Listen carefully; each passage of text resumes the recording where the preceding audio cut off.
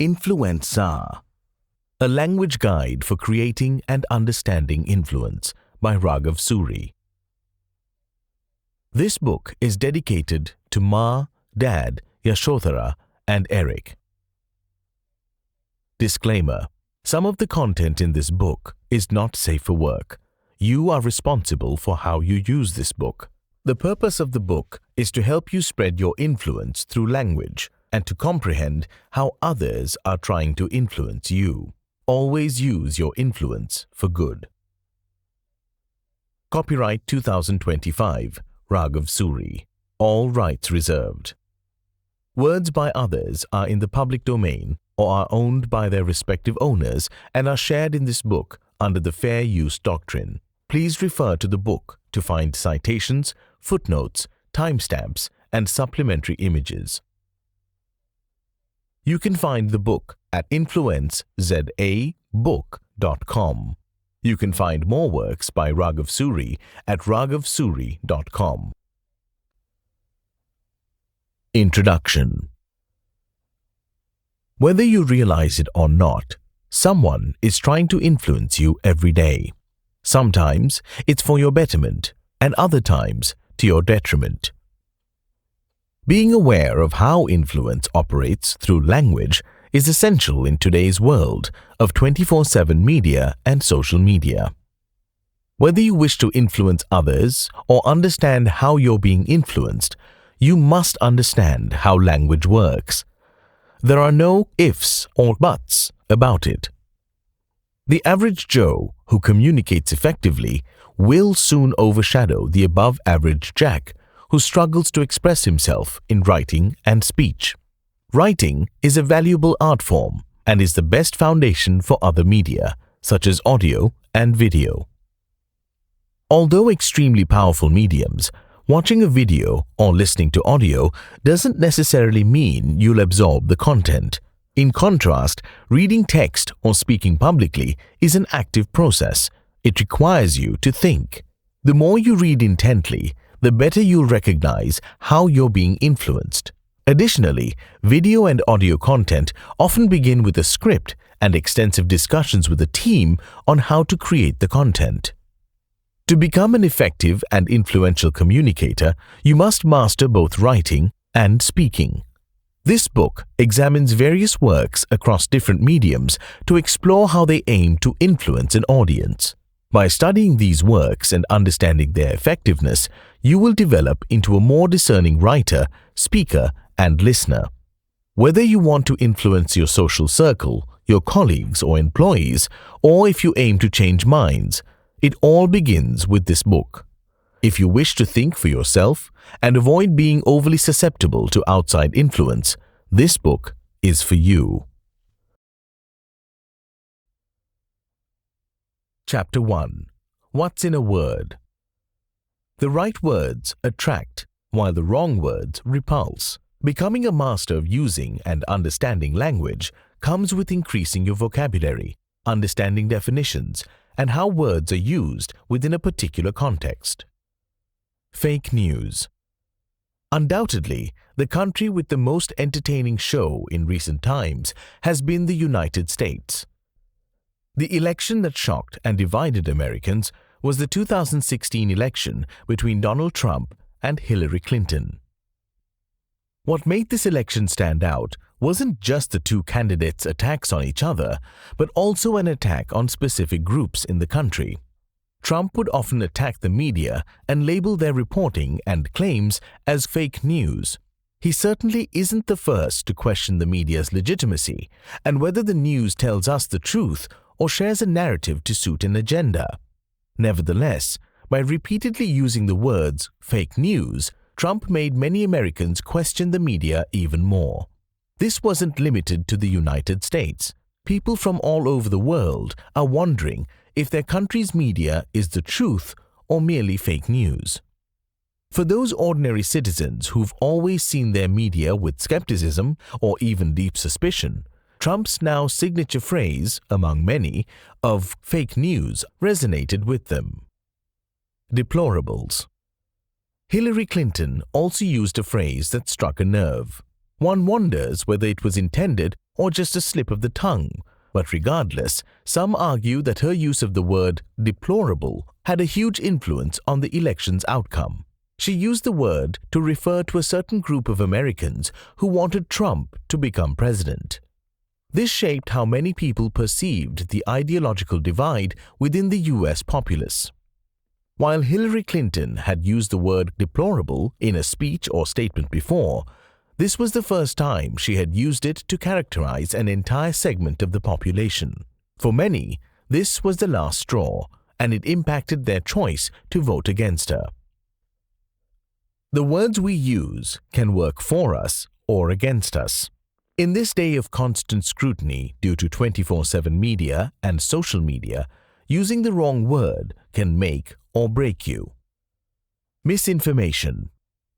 Since the popularization of the phrase fake news, another word has become part of our everyday lexicon: misinformation. This is a powerful word used to make the public dismiss certain information. Picture the scenario. 1. A government makes a statement. 2. Some sections of the established media, independent media, and the public question the statement or display healthy skepticism. 3. These sections openly question or challenge the statement. 4. The government labels these rebuttals as, quote, misinformation, unquote. 5. The result? Some question the government further, while most will now blindly accept the statement, dismiss the skepticism, and demonize the skeptics. Think about just any rebuttal to an official statement in your country. Has it been branded as misinformation? It likely has. Or there's another euphemism to dismiss the rebuttal, such as unverified. It's crucial to acknowledge that fake news, misinformation, and unverified claims exist.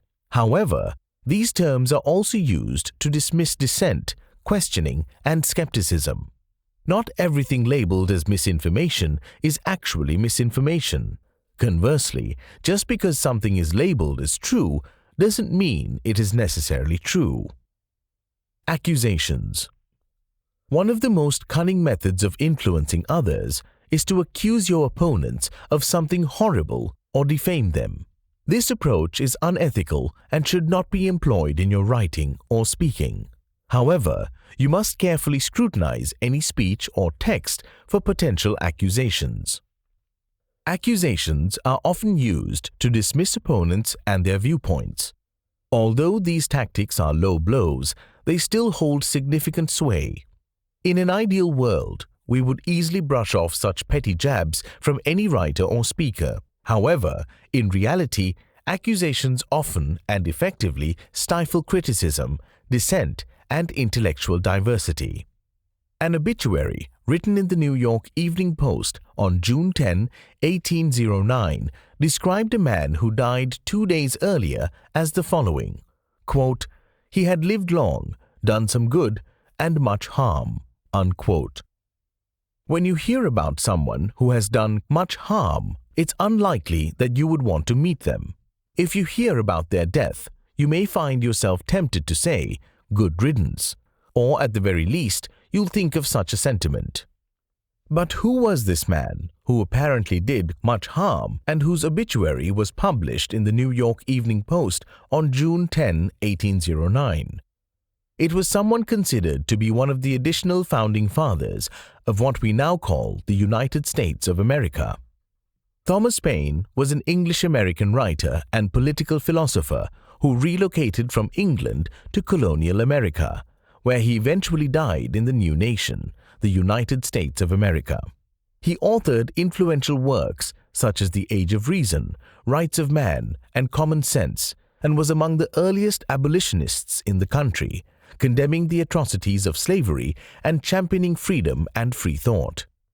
Today, Thomas Paine is regarded as one of the heroes of the Enlightenment, which shaped Western civilization and especially the ideas that have formed the culture, society, and vision of the United States of America. This begs the question, why was he described as someone who did much harm? Among the many challenging ideas that Thomas Paine embraced, the one he discussed in The Age of Reason was deism. The first part was published in 1794, where Thomas Paine expressed his belief in God but rejected the teachings of Christian, Jewish, and Turkish churches. He argued that these institutions were man-made and for him were, quote, set up to terrify and enslave mankind and monopolize power and profit, unquote. He did not intend to offend or attack any devoted believer of any faith. However, his views in the Age of Reason, coupled with the fact that it was released for the general public, upset the establishment. There were only 6 attendants at Thomas Paine's funeral, which is largely attributed to his criticism of religion, particularly Christianity, and his diatribes against public figures such as George Washington. Thomas Paine also believed in the right to overthrow a government, which led to Prime Minister William Pitt requesting his arrest in England. This caused Thomas Paine to flee to France, where he was eventually arrested and served time in prison after his political opponents saw him as a threat. In other words, his ideas and writings won him enemies. These enemies likely played a significant role in shaping his public perception. Today, we acknowledge Thomas Paine's accomplishments and his contribution to the development of modern Western thought. However, we mustn't forget that at the time of his death, few wished to mourn him in person, and his good deeds were summarized with the word some, while his harm was summarized with the word much. This illustrates the power of accusation. We must think carefully before using a word in our speech and writing. The right word can win us friends, while the wrong word can create enemies. A weak word doesn't emphasize our message, while powerful words can create entire movements. As you build your vocabulary, understand definitions, and decipher context, you'll be less susceptible to being easily influenced by others. Chapter 2. Something to declare. Many crowds can be swayed by powerful rhetoric. However, if you fail to provide data and statistics, you risk being accused of having style without substance. While your words may be praised for their entertainment value, they ultimately won't make an impact. Dr. Shashi Tharoor at the Oxford Union. As I write this section on February 14, 2025, Dr. Shashi Tharoor's speech from a May 28, 2015 debate remains one of the most popular videos on the Oxford Union YouTube channel, with over 11 million views. The proposition was whether Britain owed reparations to its former colonies. Dr. Tharoor argued in favor of the proposition, and his speech is arguably the most memorable. What were the strengths of this speech, which has since gone viral on the internet? Several factors contributed to his speech's effectiveness, including references to historical events, example, discussing the Bengal famine, quoting prominent figures, example, mentioning Churchill's remarks on the famine, and criticizing the British Empire, highlighted by his now famous remark, quote, "And no wonder that the sun never set on the British Empire, because even God couldn't trust the English in the dark," unquote. This statement received thunderous applause. But what makes this speech work isn't just powerful rhetoric. In addition to style, there's a lot of substance. This is because Dr. Tharoor uses data and statistics. His use of numbers emphasizes the horrors of British colonialism in India. Here are a few examples from the speech. 1.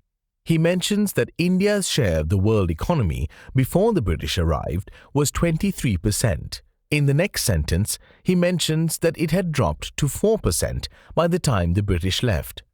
This emphasizes the blow to India's economic output and wealth and highlights the tyranny of British colonial rule. 2. He then mentions Britain's rise and the fact that Britain's rule in India lasted for 200 years, which makes the audience realize the length of the tyrannical rule. 3. In discussing the famines in India, he mentions that between 15 and 29 million Indians died of starvation due to them. He also specifically mentions that 4 million Indians died due to the Bengal famine. Once again, these harrowing statistics are enough to showcase the evils of British rule and the results of their rule. 4. When discussing World War I, he presents several statistics to emphasize India's role in the conflict and its impact on the country and its people. He notes that 1/6 of the British army fighting in the war comprised soldiers from India. He mentions that 54,000 Indian soldiers lost their lives in the conflict, while an additional 65,000 sustained injuries. He continues to highlight the supplies India provided during the war, including 70 million rounds of ammunition, 600,000 rifles and machine guns, and 42 million garments. He doesn't stop there. He further states that 1.3 million Indians participated in the war and that 173,000 animals, along with 370 million tons of supplies, were contributed. He concludes by stating that at the end of World War I, India faced horrific poverty and recession, which would amount to £8 billion today. 5. He mentioned that 2.5 million Indians served in the British Army during the Second World War and that Britain owed £3 billion in debt, 1.25 billion of which was owed to India and was never given. This barrage of statistics emphasized the suffering that India and Indians endured during the two world wars. This was one of the best ways to influence the audience's mind by making them understand how India benefited Britain, but Britain didn't benefit India. These are just a few examples of how Dr. Tharoor used data and statistics to influence the audience to vote for his side of the proposition. If you watch the entire speech, you will see many more. His speech clearly influenced the audience, as his side won the proposition with 185 votes to 56.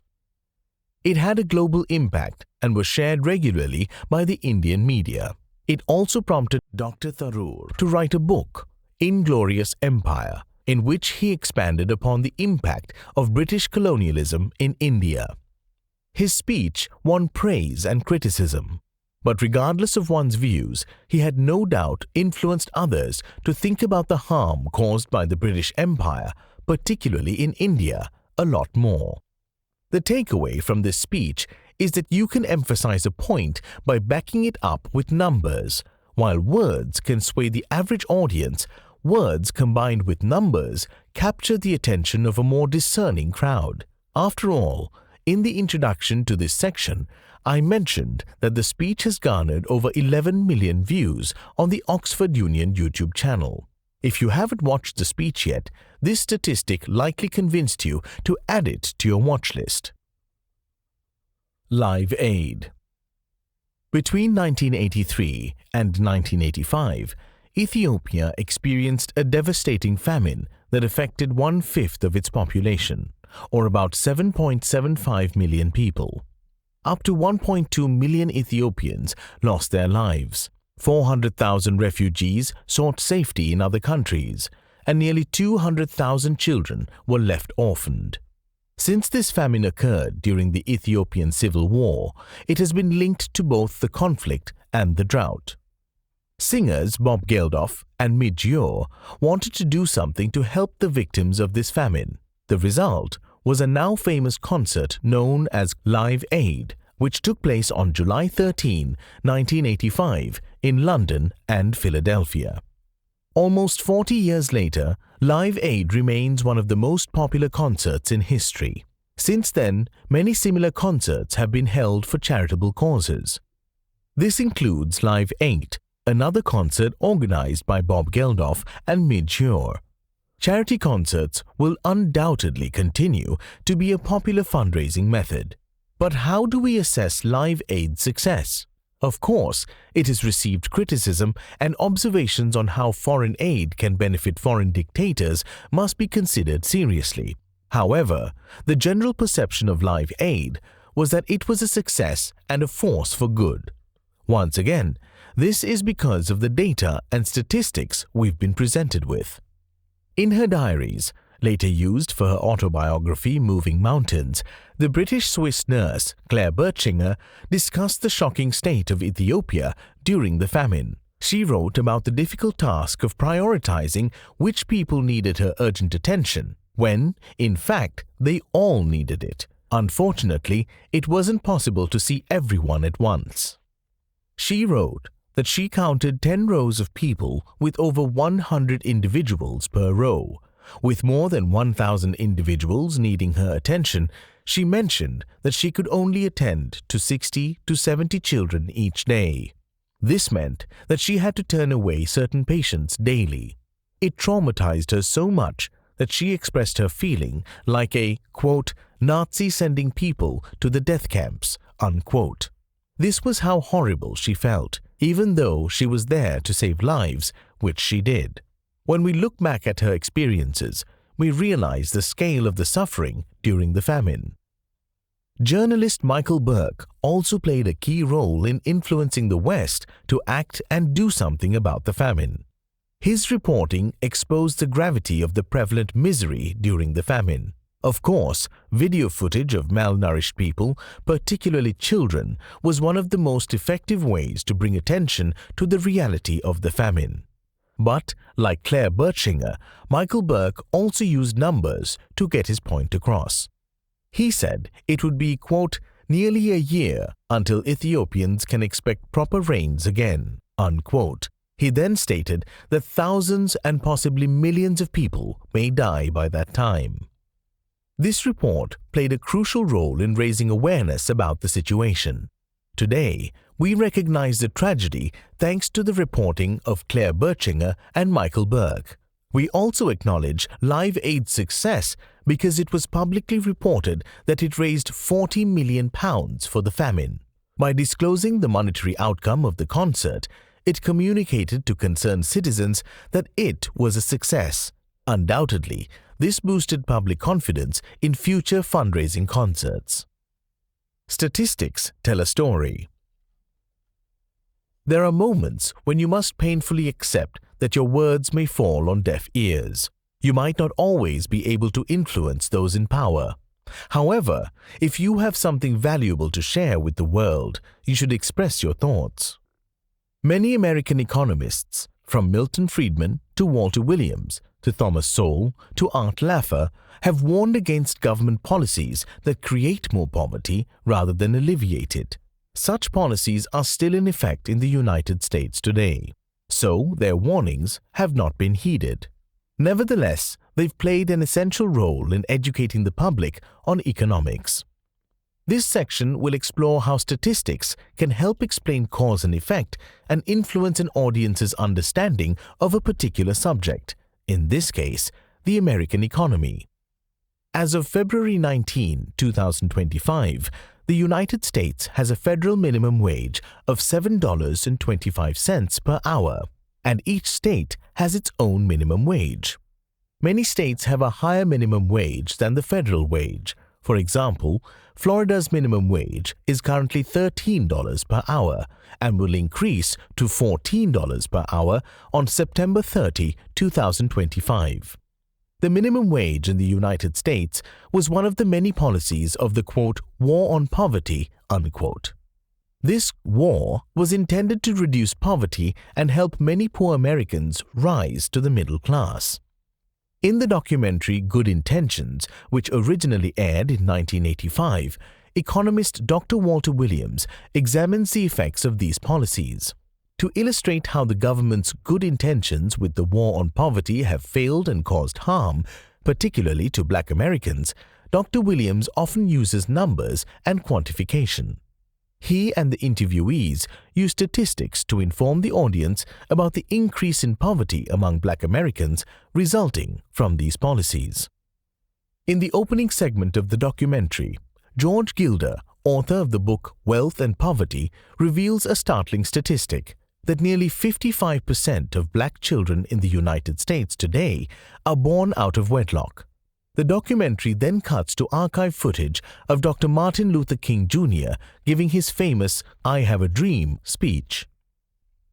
Dr. Walter Williams then uses another numerical strategy. He takes us back to 1963 during the Civil Rights Movement. This is another excellent strategy when using numbers to influence others. Dr. Williams tells us that for 3 decades, the mid-1960s, the 1970s, and the early 1980s, federal and state governments spent over $1 trillion in this war on poverty. He describes these efforts as a failure and states that, quote, more black teenagers and young adults are unemployed. More black families depend on welfare, unquote. Dr. Williams uses numbers and quantification to alert the viewer of the failure and urgency of this matter. He mentions that during 3 different decades, spending has been incredibly high and that the results have led to an increase in unemployment and welfare dependency. In other words, the war on poverty has failed. There are many examples of using quantification and statistics in the documentary to emphasize the failure of government policies toward the black community. Here are a few examples. 1. A statistic shows that in 1974, black arrests were 6%. This rose to 10% in 1982. 2. The next statistic shows that black victims were 2.6% in 1965. This rose to 5% in 1981. 3. A private school, Ivy Leaf School, spends, quote, far less, unquote, but 80% of the students score higher than the national norm on reading and mathematics tests. 4. During Dr. Williams's childhood, growing up in North Philadelphia, just about any kid could find a job. In the present time of the mid-1980s, he states that 70% of black children in similar ghettos won't find a job. 5. Dr. Williams discusses how minimum wage increases have led to a reduction of available jobs, that he worked for $1 per hour and that the current minimum wage of almost $4 per hour is often too expensive for an employer to hire an inexperienced worker.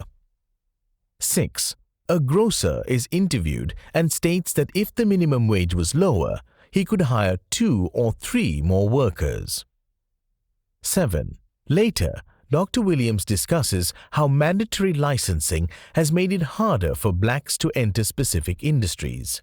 He states that it costs $20,000 to receive a license to own a cab in Philadelphia. He contrasts this with Washington, D.C., where the cost is only $50. Therefore, 90% of cab drivers own their cabs, whereas in Philadelphia, only 50% do. He states that there are 10,000 cabs in Washington, D.C., of which over 70% are owned by blacks. In New York and Philadelphia, where licenses are costlier, they own less than 20%. 8. To emphasize the severity of licensing and excessive regulation, Dr. Williams notes that nearly 1,000 occupations in the country require a license. 9. The Davis-Bacon Act, which was 50 years old at the time of the documentary's production, is mentioned as a law that favors union construction workers for government contracts, which excludes most black workers as they aren't members of a union. 10. Dr. Williams mentions that between 1960 and 1980, the government spent almost $90 billion to train 30 million people for jobs, which resulted in unemployment going up. The documentary provides even more examples than those previously mentioned. This demonstrates how numbers and quantities can be used to make a case and influence an audience's perspective on a specific subject. Using statistics for an agenda. Numbers, data, and statistics are perfect ways to influence another person to align with an agenda. The episode, The Smokescreen, from the classic British sitcom Yes, Prime Minister, illustrates this phenomenon perfectly. In the episode, Dr. Peter Thorne seeks to reduce smoking and ultimately ban it by confronting the major tobacco companies. Prime Minister Jim Hacker backs the proposal. while Cabinet Secretary Sir Humphrey Appleby tries to hinder it, adhering to tradition. The two men meet in the Prime Minister's office to discuss Dr. Thorne's research paper. Hacker is appalled by the statistics cited in the paper and declares his support for Dr. Thorne. Sir Humphrey retorts that the, quote, tax on tobacco is a major source of revenue for the government, unquote. Hacker then asserts that tobacco causes killer diseases that lead to death. Humphrey is dismissive, stating that, quote, no definitive causative link has ever been proved, unquote. Hacker starts by saying, quote, the statistics, unquote, but is interrupted by Sir Humphrey, who remarks, quote, you can prove anything with statistics, unquote. Then Hacker replies by saying, quote, even the truth, unquote. The two men then engage in a statistical battle. Hacker attempts to use statistics to support Dr. Thorne's proposal, while Sir Humphrey argues against it. Here is a transcript of the conversation, with a few lines removed for the sake of brevity. Hacker, smoking-related diseases cost the NHS £165 million a year. Humphrey, it has been shown that if those extra 100,000 people had lived to a ripe old age, they have cost us even more in pensions and social security than they did in medical treatment. So financially speaking, it's unquestionably better that they continue to die at about the present rate. Hacker, when cholera killed 30,000 people in 1833, we got the Public Health Act. When smog killed 2,500 people in 1952, we got the Clean Air Act. A commercial drug kills half a dozen people and we get it withdrawn from sale. Cigarettes kill 100,000 people a year, and what do we get?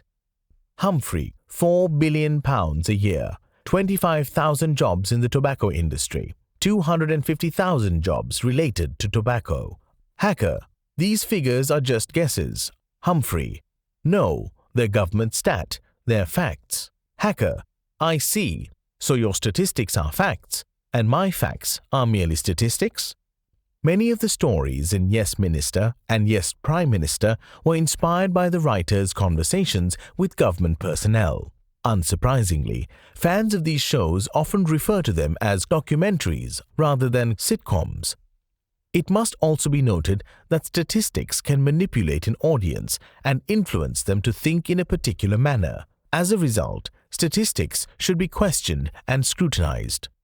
Darrell Huff's book, How to Lie with Statistics, discusses this in detail. For example, he writes that when one sees a conclusion that reads, quote, 67% of the American people are against, unquote, one should question who these 67% are among the American people. This simple idea should be considered the next time you encounter statistics. Don't dismiss statistics, but don't always take them as fact or unbiased. Words often aren't enough to stir up emotions and influence an audience. A lot of the time, you'll have to include a quantity to get your point across.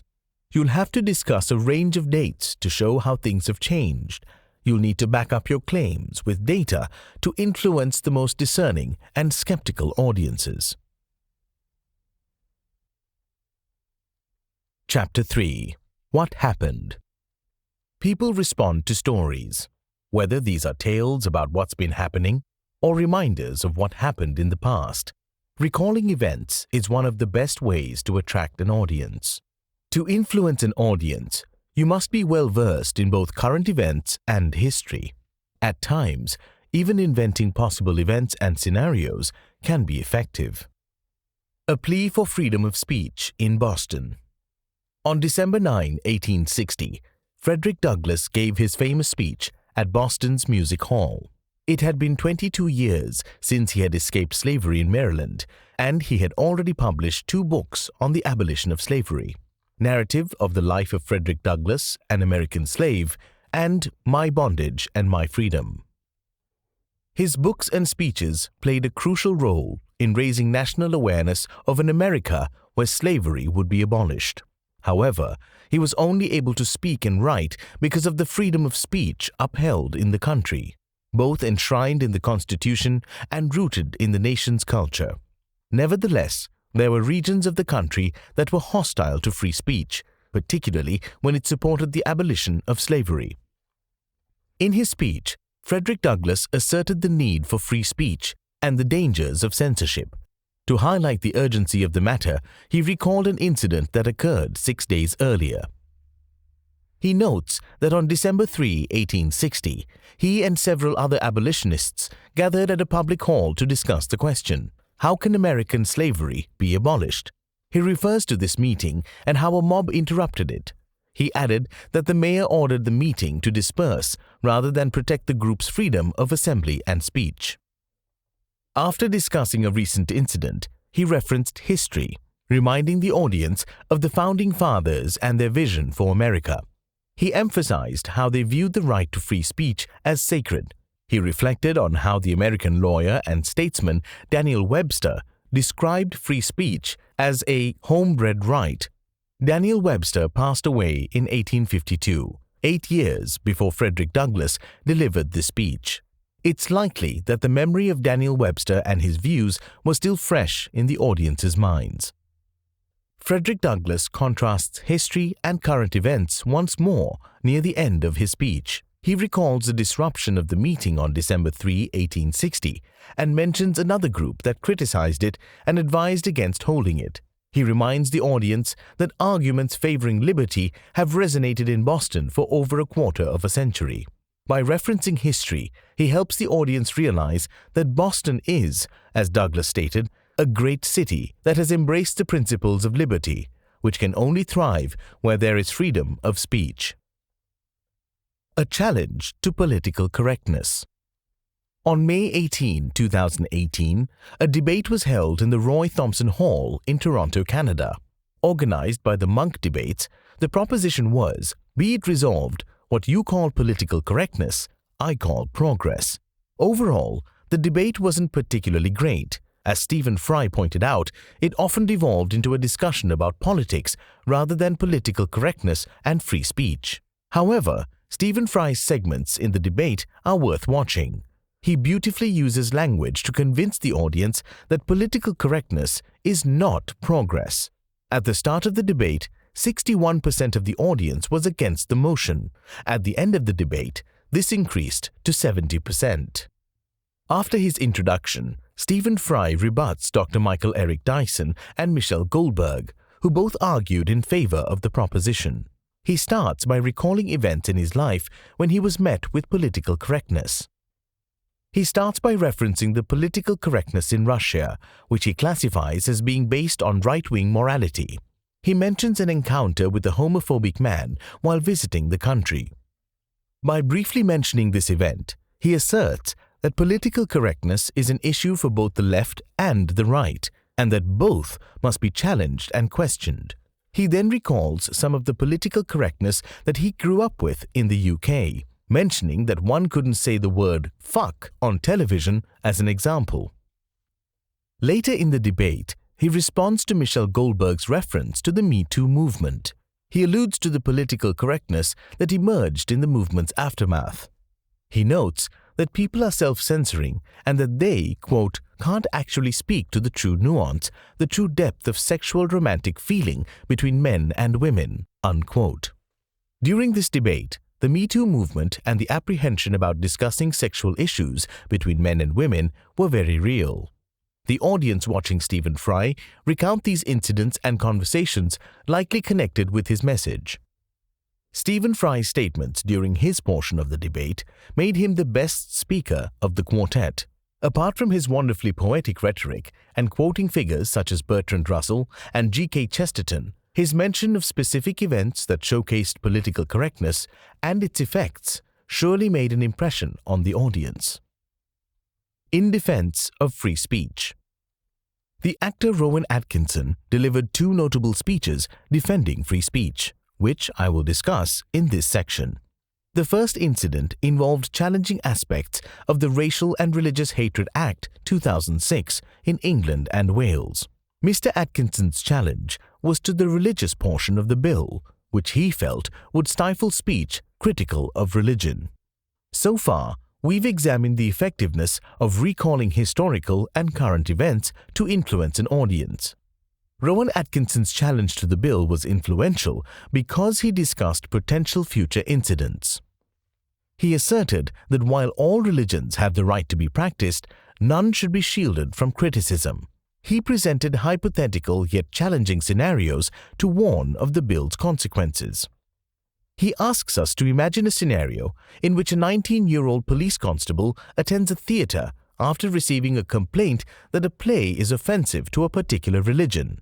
In this situation, the constable examines the details of the bill. The bill states that a person is not guilty if he is reckless as to whether his act could stir religious hatred. However, he is, quote, not also reckless as to whether hatred would be stirred up against a group of people defined by reference to religious belief or lack of religious belief, unquote. This is an absurd and confusing statement. In such a situation, the police constable would err on the side of caution and shut down the performance to avoid inciting religious hatred.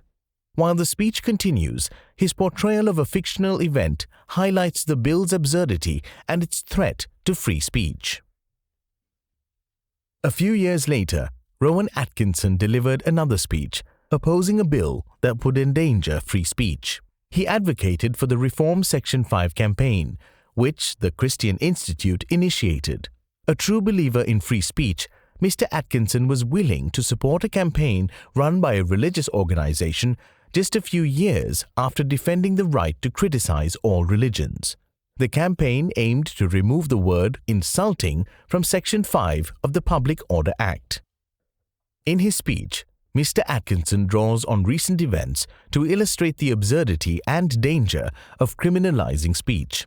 He mentions 3 incidents that led to arrests. In all cases, this was due to supposed offensive speech. He recalls that a man in Oxford was arrested because he called a police horse gay. He mentions that a teenager was arrested because he called the Church of Scientology a cult. He also mentions that a cafe owner was arrested because the TV screen in the cafe displayed verses from the Bible. Before elaborating further on these incidents and how they reflect an increasingly authoritarian state, he mentions a few fictional events based on his work in the sketch comedy series Not the 9 O'Clock News. He discussed the fictional police officer from the show, Constable Savage, and how he would frequently arrest Mr. Winston Kodogo on absurd charges. He likened the arrests of the Oxford man, the teenager, and the cafe owner to what the character Mr. Winston Kodogo had to go through. This is a clever and effective choice by Mr. Atkinson.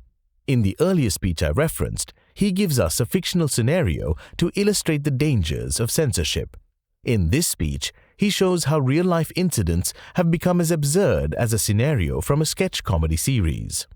After discussing Constable Savage, he returns to the 3 real-life incidents and informs the audience that the charges were dropped because of the publicity surrounding these cases.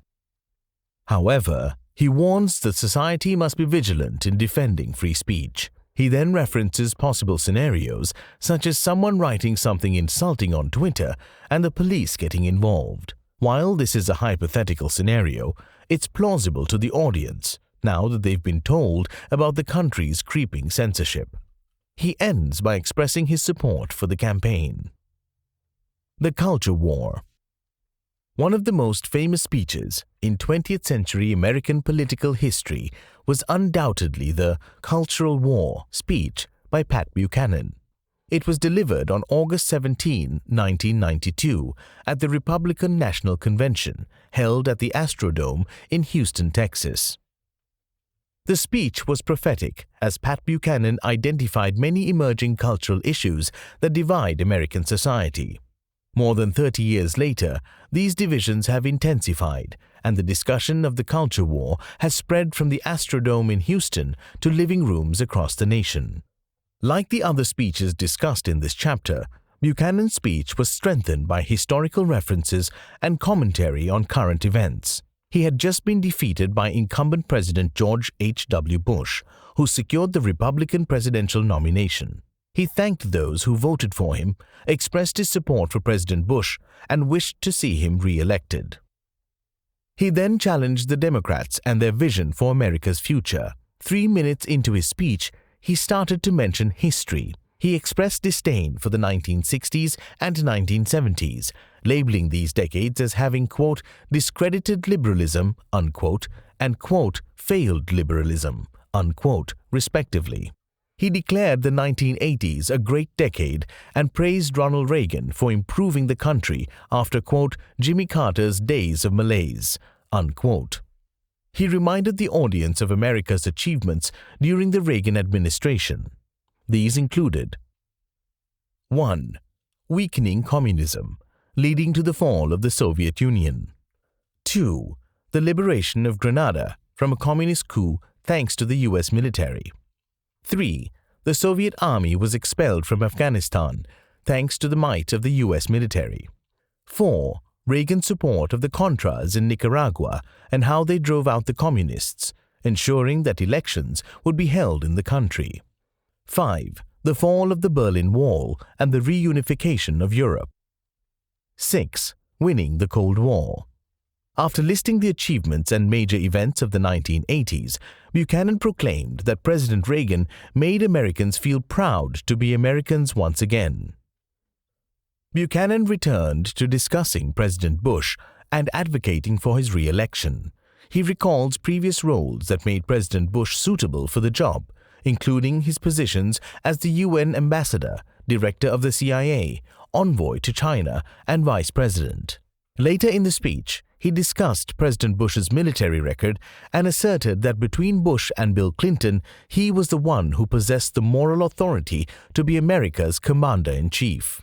Furthermore, Pat Buchanan recalled recent events to discredit Bill Clinton and emphasized why he would be the worst choice for president. He mentioned that Clinton was in Oxford, England, during the Vietnam War to dodge the military draft. He pointed out that an Irish Catholic governor of Pennsylvania, Robert Casey, wanted to speak at a Clinton convention to address the high abortion rate in the country. He reminded the audience that Governor Casey was prohibited from speaking at the convention. In contrast, Pat Buchanan highlighted how a, quote, militant leader of the homosexual rights movement, unquote, spoke at the convention and conveyed how supportive Bill Clinton and Al Gore were of lesbian and gay rights. This reminder elicited boos from the audience. The nearly half-hour speech is a true masterclass in speechwriting and delivery. Pat Buchanan employed various rhetorical techniques, which are discussed in this book. He used data and statistics, referenced history and current events, and used diverse rhetorical styles.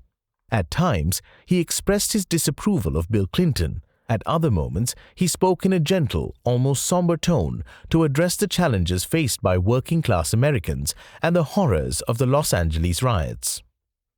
However, the part of the speech that remains widely remembered and frequently discussed is when he refers to the culture war, characterizing it as a, quote, religious war, unquote. To illustrate and persuade voters of the gravity of the culture war, Buchanan once again recalled both historical and contemporary events. After using the term culture war for the first and only time in the speech, he referenced the Cold War once more. By mentioning the Cold War era again, he emphasized that the cultural war is just as significant and poses a similar threat to America. His tone softened as he shared a story about his visit to Groveton, New Hampshire. He recalled meeting workers at a paper mill who were worried about losing their jobs. He told the audience that on Christmas Day, a woman approached him at Manchester Airport in New Hampshire. He shared that she broke down, revealing that she had lost her job and feared losing custody of her daughter. He mentioned a California town called Hayfork, which was under threat because a federal judge set aside 9 million acres of land to serve as a habitat for the spotted owl, further demonstrating that the care for animals and the environment has overshadowed the concerns of ordinary citizens. He concluded by discussing one of the most harrowing events in 20th century America, the Los Angeles riots, which frightened Americans throughout the country. He briefly mentioned the Koreatown incident and referred to the Korean-American community as brave people. He discussed how a mob burned and looted every building on a block, and that they were planning on looting apartments that were part of a convalescent home for the elderly. He ended by discussing meeting deployed members of the 18th Cavalry. After recalling this incident, he urged Americans to take back their cities, culture, and country. He ended the speech with "God bless you" and "God bless America," and received applause and cheers from the audience. These speeches are all great examples of using history and current events to influence an audience. Stating factual incidents, whether they happened last month or last century, can profoundly convince an audience to align with your worldview or support your cause. Chapter 4. Get it in your head. What's the one phrase that a Bitcoin advocate says to encourage more people to buy Bitcoin? The phrase "Bitcoin fixes this" has been ingrained in the minds of newcomers to Bitcoin and those who purchased a whole Bitcoin when it was just $100. Repetition and elaboration are great ways to influence an audience and ingrain an idea in their heads. They're also powerful methods for influencing behavior and perception. Repeat and elaborate. Consider all the times you've heard a phrase or topic discussed so frequently that it feels like an annoying song stuck in your head, one you can't help but sing in the shower, much to your dismay. When most countries attempted to curb COVID-19, they introduced a range of suggested measures and, in many instances, imposed them on the population.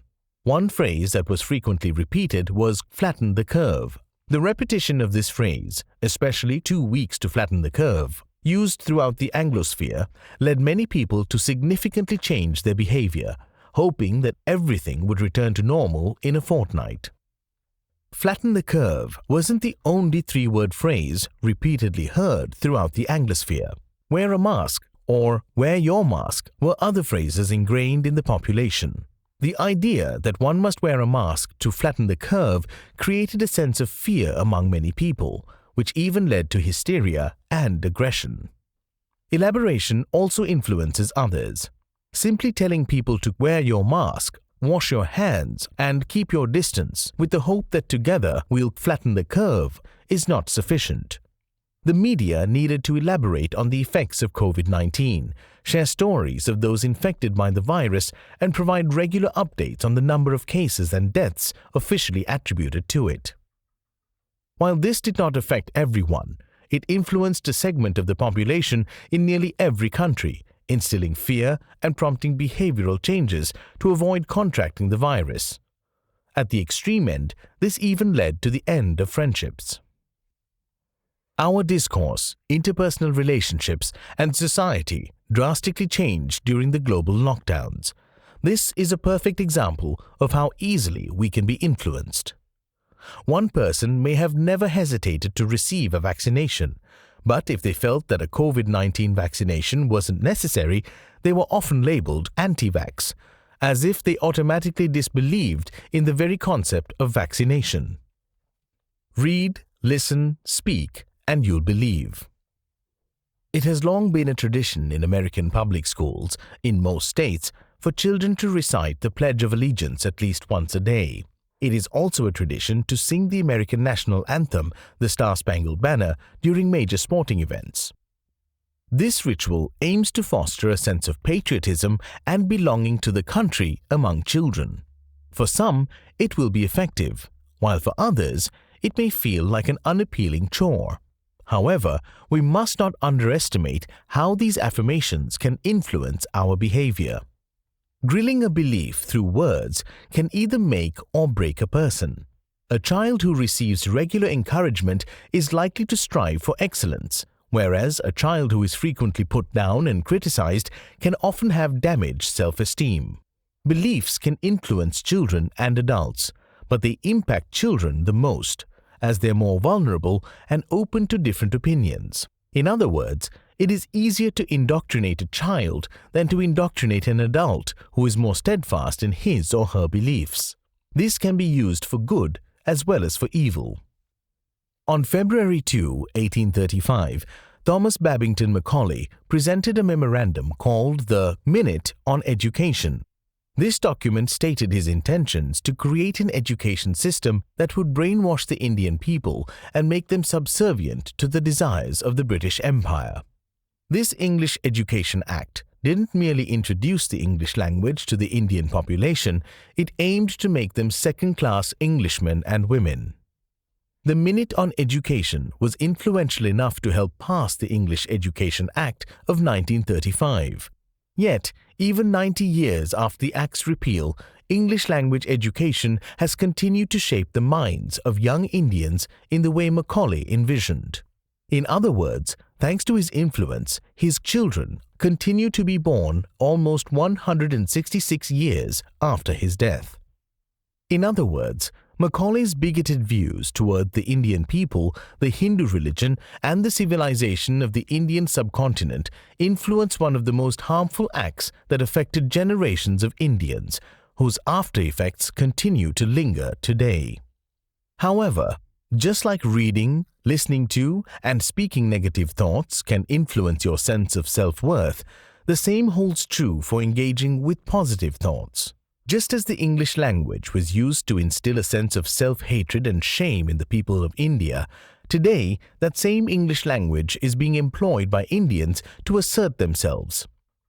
Palki Sharma reports and responds to the West in English. Dr. Shashi Tharoor delivered his speech in English at the Oxford Union, and Ram Swarup and Sitaram Goyal wrote about India's history, the horrors of invasions, and the beauty of Indic civilization and Hinduism in English.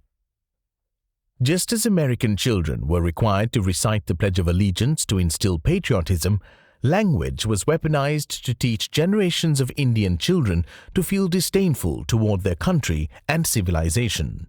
An influential person should become a master of at least one language. However, they shouldn't let language constrain their worldview.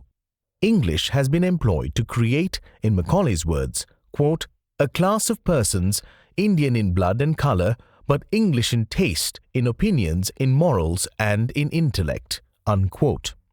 The same English language is now being used to challenge the Macaulays of the world and assert the beauty of Indic civilization. Language can be used to indoctrinate someone and make them subservient, but it can also empower them. A master of the English language will understand the Anglo-Saxon worldview, but shouldn't solely view the world through that lens. Mental gymnastics wins medals. At times, one can be so open-minded that one's brains fall out. However, it is also possible to be indoctrinated by repeatedly hearing absurd thoughts masquerading as truths. If an elaboration, no matter how convoluted, is given, it is possible to brainwash an entire group of people into believing absolute nonsense. The woke culture that pervaded much of the West, particularly the Anglosphere, might be laughed at several decades from now, but a lot of its effects in recent times are no laughing matter. The totalitarian power of wokeness has been compared to medieval madness by the writer Dominic Frisby. Medieval Europe had its witch hunts where labeling one as a witch was often enough for them to be punished. The person defending an alleged witch was assumed to be a witch, leading to a culture of silence for fear of persecution. Frisby writes about how priests would be the judges and that various groups would face targeted persecution. Meanwhile, in the present day, the American football player Colin Kaepernick decided to kneel rather than stand during the singing of the Star-Spangled Banner during football matches. This was his way of making a statement against police brutality, particularly against Black Americans. Yet, this act of kneeling, which Kaepernick voluntarily performed, became almost forced on others. It wasn't a law, of course, but people were made to feel like outcasts if they didn't kneel, making it a de facto law. Frisby further writes that the church clergy opposed translating the Bible into vernacular Latin that was widely understood by the masses. Without the translation, the priests could interpret the scriptures in a manner that would suit their or the church's interests, often at the expense of the general populace. Logic and common sense suggest that there should be women-only spaces where men are not allowed. Similarly, it is understood that countries have borders, and if a foreigner wishes to immigrate, they must apply for residency according to the country's laws. We understand that men cannot get pregnant. We recognize that one can be a he or a she, but cannot be a they. Nevertheless, there has been enough messaging through politics, media, entertainment, and academia that has influenced members of the public to advocate and propagate ridiculous ideas. The list of woke ideas is endless, so I'll focus on 3 for this section. 1. Mass immigration and illegal immigration. 2. Demanding punctuality can be culturally insensitive and even bigoted. 3. Mathematics is racist and white supremacist. These are all absurdist ideas, yet they have been seriously discussed throughout the Anglosphere in recent years. It goes without saying that using your influence to propagate lies is both immoral and evil. However, one must understand how bad actors succeed in doing so. This type of indoctrination often combines emotion with a mild dose of logic. It can be argued that some immigration is necessary for economic growth and to fill skills shortages. It's also true that a country like the United States was built by one group of people fighting against another. Additionally, people were trafficked to the United States and enslaved for centuries on its soil. One could argue that the United States is stolen land. One could also appeal to emotion by discussing how the United States consistently provides opportunities for the poorest people to improve their lives. Numerous examples can be given to show how well the average American lives compared to individuals in poorer nations. By invoking emotion, individuals may be swayed not to oppose mass immigration, fearing they might appear insensitive to immigrants seeking a better life in a new country. By appealing to emotion and attempting to cancel the term illegal immigrant, one might be convinced to overlook illegal immigration and fail to distinguish between legal and illegal immigration. People have also been indoctrinated by repeatedly learning about the patterns of other groups and hearing absurd elaborations on how all behaviors should be respected and not interfered with. For instance, it's true that some cultures value punctuality more than others and that some groups demonstrate higher rates of punctuality. But does this imply that requiring all children and staff to arrive on time at school could be considered racist? As absurd as it may sound, there have been school leaders who worry that insisting on punctuality is discriminatory. Likewise, there are even beliefs that mathematics is a racist subject that perpetuates white supremacy and oppresses racial minorities in the United States. As ludicrous and comical an idea as this is, a wealth of literature has been produced that attempts to push this worldview. Myths become true. In the 1960s, American nutritionist Adele Davis advised, quote, "Eat breakfast like a king, lunch like a prince, and dinner like a pauper," unquote, to reduce the likelihood of obesity.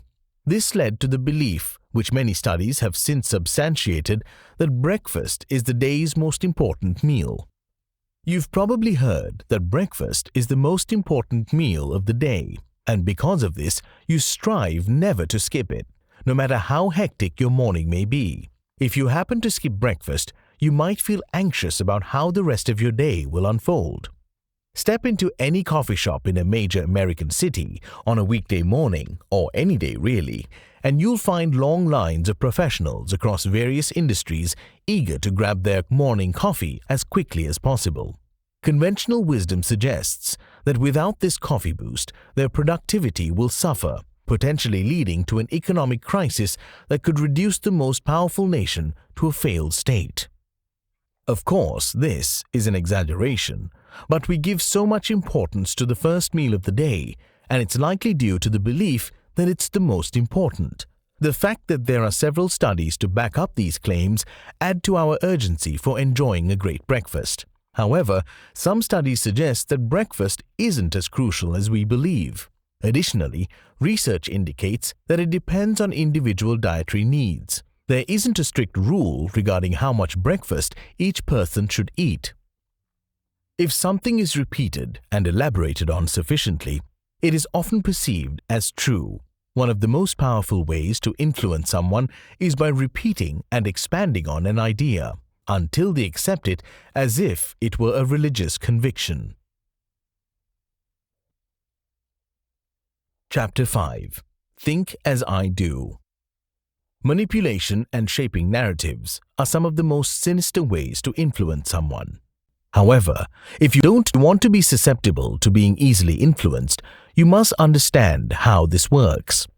It is often employed to create a sense of order by making one group subservient to another group or even to a single individual.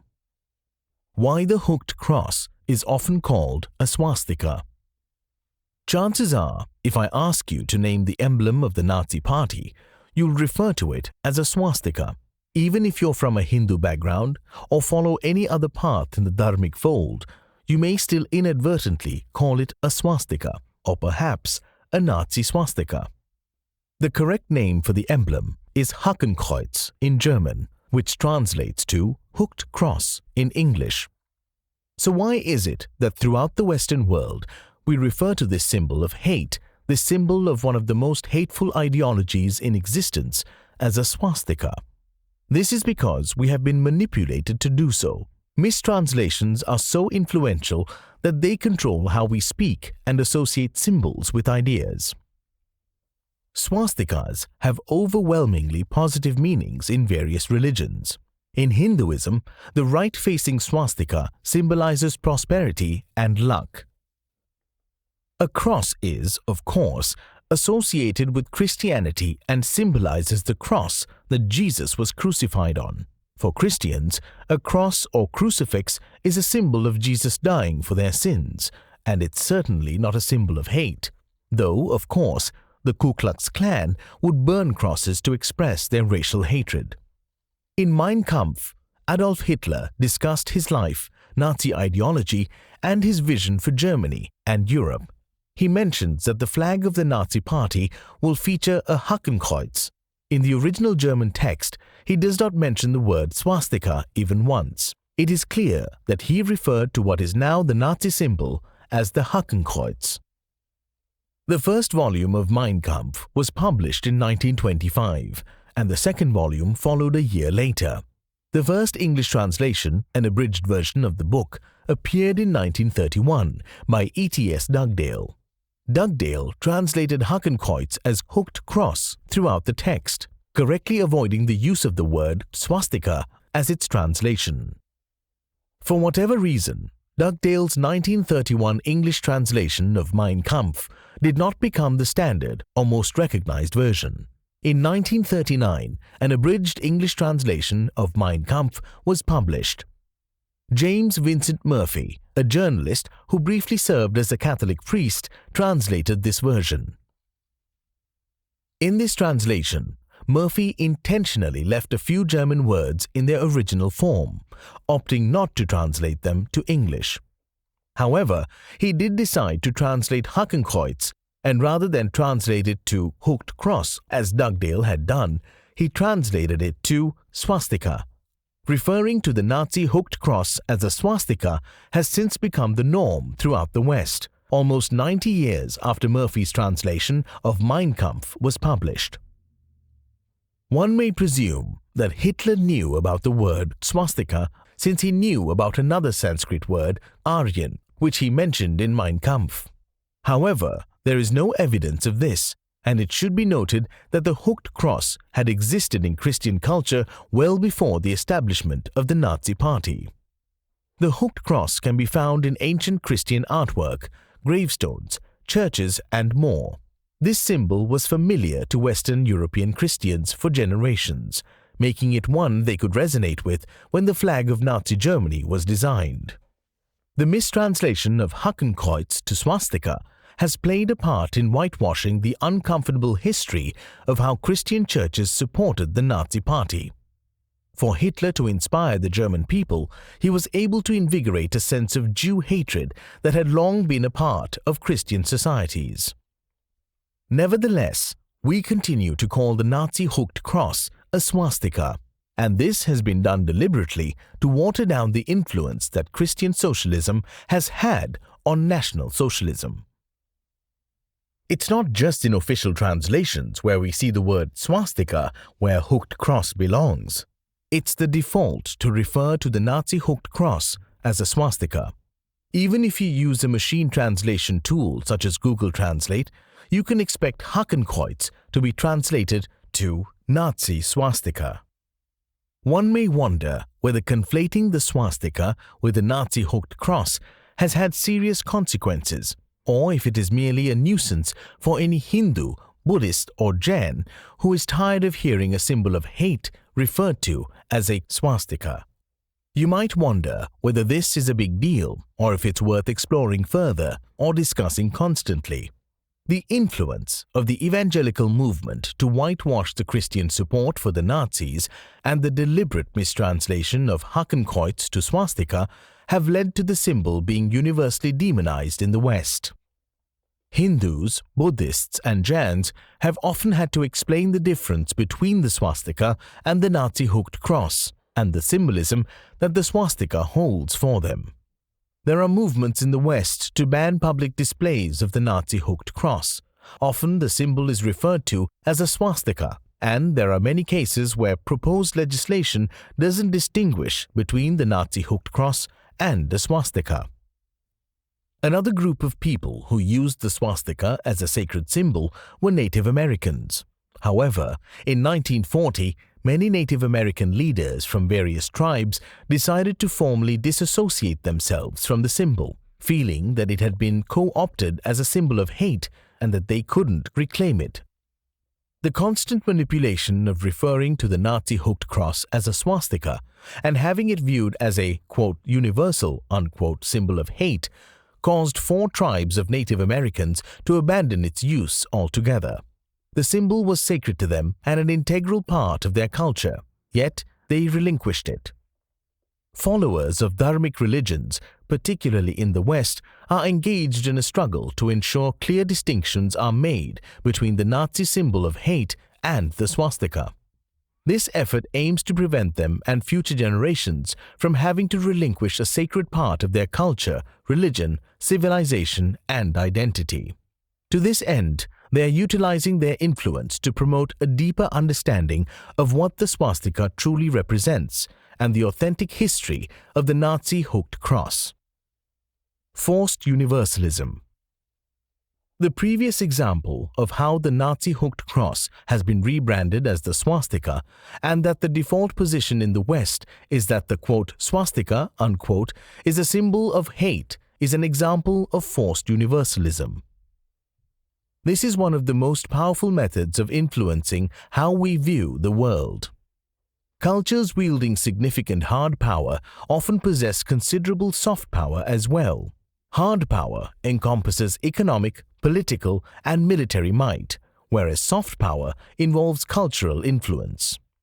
Undoubtedly, the United States and the West, particularly the Anglosphere, still wield a soft power, influencing much of the world. This is why people watch Hollywood films even if they aren't fluent in English, why the Beatles were popular worldwide, and why the American election is scrutinized worldwide.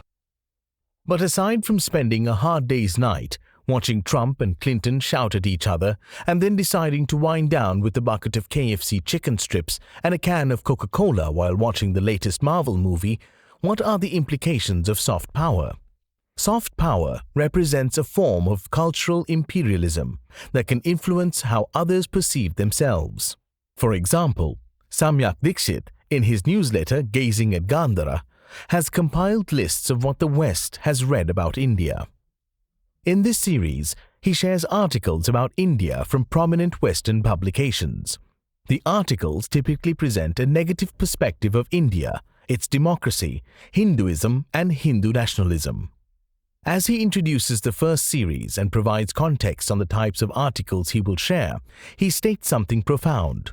Quote, "What the media chooses to report on is an editorial act and a political statement." Unquote. If you browse the articles that Dixit shares, You will notice a common theme among many of them, similar to what you would find in mainstream Western publications about India. Some notable words, phrases, and themes you may encounter include 1. Right-wing Hindu. 2. Far-right Hindu nationalism. 3. Creeping Hindutva. 4. Democracy in danger. 5. Secularism in danger. 6. Bigotry toward religious minorities. 7. Misogyny and patriarchy. These examples illustrate how language shapes a Western narrative about daily life in India and the beliefs of the Indian diaspora, particularly in the West. Language is often weaponized to depict the country negatively, frequently exaggerating these aspects and even fabricating incidents. Often, articles present a one-sided view of India and intentionally omit details to craft a narrative. This is a continuation of what Macaulay envisioned, influencing how others think of Indians and even how Indians think of themselves. A person of Indian origin growing up in the West may encounter such articles and develop a negative perception of their homeland, civilizational heritage, and Hinduism. Similarly, an Indian growing up in India who has been deracinated and might be viewed as one of Macaulay's children can regard the Western narrative of India as gospel, even while living in India. They may place more trust in what a Westerner, including one of Indian heritage residing in the West, says and writes about India than in their own experiences and observations. When a powerful culture, such as the West, is dominant, language is used to shape narratives about other cultures and countries. This can have significant implications for foreign policy and relations between different cultural groups, including those in the diaspora. If India, particularly Hindus, is viewed negatively, it can influence how Westerners interact with them. It was precisely this negative view of India that encouraged and empowered Thomas Macaulay and others like him. This negative perception of India and Hinduism also serves as an obstacle for Hindus and other dharmic followers when it comes to asserting the difference between the swastika and the hooked cross. However, emerging and re-emerging civilizations, cultures, and countries can also use language to shape narratives and respond to dominant powers when necessary. Dixit wrote another article discussing how Indians will use the internet to assert their narrative, as India is said to have the largest English-speaking population in the world. This is something already happening and is expected to continue as more Indians become fluent in English and have internet access. In his essay, The West and the Rest, Samuel Huntington discusses how, as non-Western nations modernize and gain power, they assert their identities, highlight their differences from the West, and challenge Western dominance. An example he mentions in the essay is when former Malaysian Prime Minister Mahathir Mohamad addressed the heads of European governments in 1996 and asserted, quote, "European values are European values. Asian values are universal values," unquote. Dominant powers use language to shape narratives. Emerging powers also use language to offer counter-narratives. Both powers use language to influence how to look at the world, history, culture, politics, civilizations, religions, and countries. Language is a powerful tool for manipulating others and shaping our perception of the world. It has influenced people to believe horrific things and to demonize entire cultures along with their religions. Conversely, it can also help individuals to assert themselves and stand up against false narratives and imperialism. Chapter 6. Tailor-Made. You must tailor your language to suit your intended audience when seeking to influence others. At times, there is a need for the inspiring rhetoric of Dr. Martin Luther King Jr., which called for integration, and at other times for the assertive rhetoric of Malcolm X, which advocated for self-reliance and challenged the dominant group. A key factor both orators used is that their language was easy to understand. The language of politics. In his 1946 essay, Politics and the English Language, George Orwell lamented the poor use of the English language in popular writing at the time. Orwell discussed how outdated metaphors, example, Achilles' heel, hotbed, verbal false limbs, example, make contact with, give rise to, pretentious diction, example, utilize, inexorable, and meaningless words, example, progressive, equality, were used in various contexts to make political language vague and unintelligible to the average person.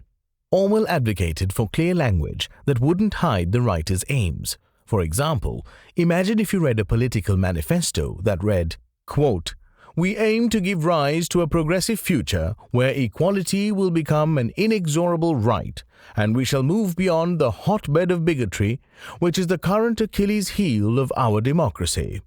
Unquote. You'd be so exhausted reading such an absurd statement that you'd think about trying anarchy. What does a quote progressive unquote future entail? What policies and beliefs are considered progressive? What about quote equality unquote? Does this mean equal under the law, equal opportunities, equal outcomes, equal salaries, equal taxation, etc.? Such verbiage is what Orwell warns against in his essay. Instead, he recommended using short words when long ones are unnecessary. To communicate effectively with a broad audience, there's no need to flaunt one's vocabulary. Similarly, your writing should be concise. There are moments to elaborate and moments to be direct. He also recommended avoiding jargon, scientific terms, or foreign phrases when plain English will do. While English, like many other languages, has adopted words from others, it is preferable to use terms that the average person in your target audience understands. The most influential texts and speeches appeal to the masses because they're understandable and clear. This is why Orwell's writing lives on to this day, and why, when we feel the world is becoming more totalitarian, we always seem to reference 1984. In plain English. The American economist Dr. Thomas Sowell has also advocated for using plain English to reach the masses. In his numerous writings, he effectively breaks down complex subjects related to economics, politics, policies, history, immigration, race, disparities, and medical conditions in a simple manner. A layman who finds it difficult to grasp how the economy works can read any of his books to gain a clearer understanding, without being overwhelmed by technical jargon that only an economist would know. In his essay, Some Thoughts About Writing, he writes about how academic writers, quote, write as if plain English is beneath their dignity, and some seem to regard logic as an unconstitutional infringement of their freedom of speech, unquote. He recounted his brief and regretful experience as an editor. He realized that many academic writers wrote as if readers were obliged to decipher the text rather than writing in plain, easily understood English. He stated that using, quote, jaw-breaking, unquote, words were often used to mask, quote, sloppy thinking, unquote. This might have worked in academic circles, but won't work if you wish to influence an audience. The audience is smarter than many academics would like to think. If you use excessive jargon and poetic language, they'll realize that even you aren't clear in your thoughts.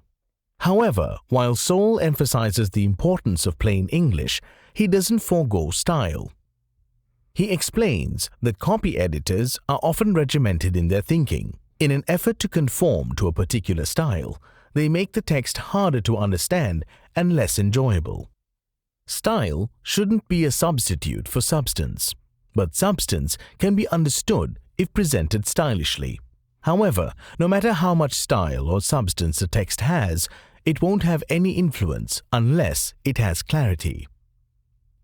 Whether you want to influence others through writing, speeches, or both, you must find a way to express your ideas simply. Aim to reach the average person before you approach an expert. Address the masses before trying to influence the elites. Conclusion. Language influences us in many ways, shaping our thinking, sometimes to our advantage and other times to our detriment. I hope this book has provided you with a basic understanding of the various methods employed to create influence. Whether you're a professional seeking more opportunities in your industry, an entrepreneur aiming to disrupt your field, or simply someone wanting to be more aware of how others are trying to influence you, be sure to apply the lessons in this book to assist you. About the author. Raghav Suri is a content strategist with a global perspective. He brings years of experience in writing, publishing, and multimedia production. His career has taken him across India, the US, and Serbia, where he has worked in various roles, including content writing, copywriting, press release writing, ghostwriting, publishing, translation, and video and audio production. Beyond content creation, Raghav offers consultation to professionals and organizations aiming to strengthen their brand presence through high-quality content. Raghav is available for consulting and collaboration for professionals and companies in a variety of industries. You can visit him online at raghavsuri.com. You can find the book, citations, footnotes, timestamps, and supplementary images at influencezabook.com. Audio narration by Ram Ranjini. For more works by Ram Ranjini and for voiceover services, visit ramranjini.com. Copyright 2025 Raghav Suri. All rights reserved. For more audio content by Raghav Suri, visit suriaudio.com. Thanks for listening.